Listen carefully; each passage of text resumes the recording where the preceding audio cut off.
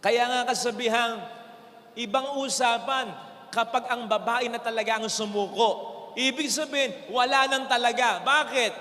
Nasagad na, nasaid na, pinatay mo na. Meron ako ditong dala na krus. Yan. Ito po ay nasa akin na bago pa ako pumasok ng seminaryo. Binili ng nanay ko ito eh. So, ilang taon seminaryo? 10, 11, ilang taon na akong pare? 17 years. Magta-30 taon na ito. Pero alam ninyo, madalas naalikubukan to.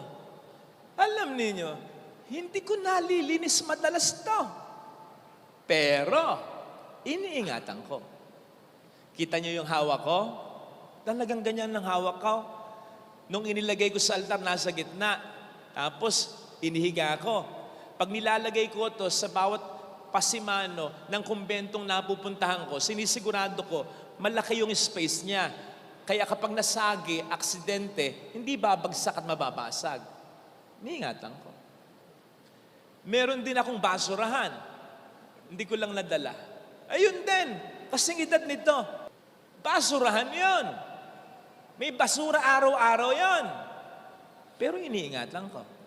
Pag naglalagay ako ng basura, hindi pait siya. Hindi ko... O kaya kapag ako'y nagtataktak ng basura, dahan-dahan. Ayoko mabasag yung basurahan. So you see, hindi perfect. Hindi perfect yung pag-aalaga ko. Naalikabukan, ito hindi ko nalilinis madalas. Yung basurahan. Hindi silyado ang lahat ng yan. Hindi ko sinilyado, tapos nilagay ko sa isang tabi. Ginagamit ko.